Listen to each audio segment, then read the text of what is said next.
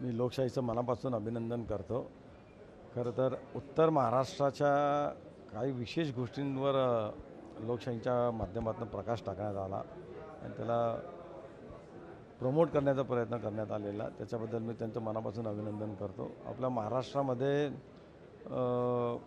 अतिशय चांगल्या पद्धतीचं वातावरण आहे. अनेक भागामध्ये खूप चांगल्या पद्धतीचे उद्योग पण आहेत. पण लोकशाहीच्या माध्यमातून जे कुठे कुठे इम्बॅलन्स होतं त्याच्यावर कॉन्सन्ट्रेट करून त्या भागाला कसं पुढे आणता येईल या दृष्टीने जो प्रयत्न होतो आहे त्याचं मला विशेष कौतुक आहे की लोक जी आहेत ती शहराकडे न वळता त्यांच्या भागातच जर उद्योग तयार झाले तर ती लोक तिथेच थांबतील आणि शहरावर येणारं बर्डनही कमी होईल आणि त्या पर्टिक्युलर भागांचा विकासही होईल.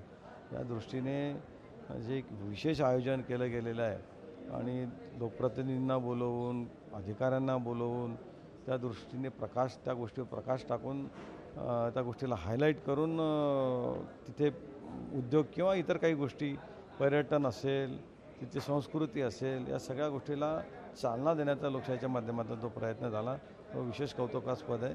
मी माझ्या वतीने लोकशाहीला खूप खूप शुभेच्छा देतो.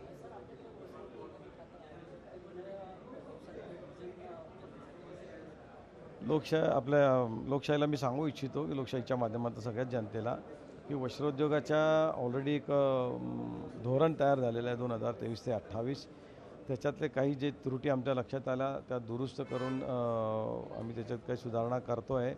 पण एक चांगलं उत्कृष्ट धोरण तयार झालेलं आहे की जे देशामध्ये वस्त्रोद्योगचं उत्कृष्ट धोरण म्हणून हे महाराष्ट्राचं धोरण त्याला मान्यता मिळाली किंवा आहे सगळ्यात उत्कृष्ट धोरण आमचं आहे असं आम्हाला वाटतं आहे.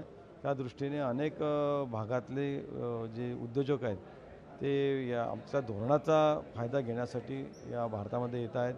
परंतु रिसेंटली काही टेरिफची वाढ वगैरे झाल्यामुळे वस्त्रोद्योग धोरणाला थोडा फटका बसला आहे. पण निश्चितपणे आमच्या भारतीय जनतेवर आमचा विश्वास आहे.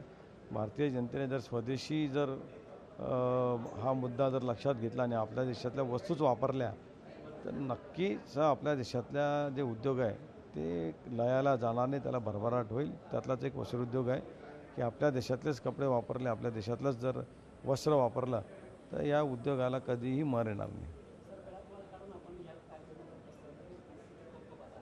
धन्यवाद.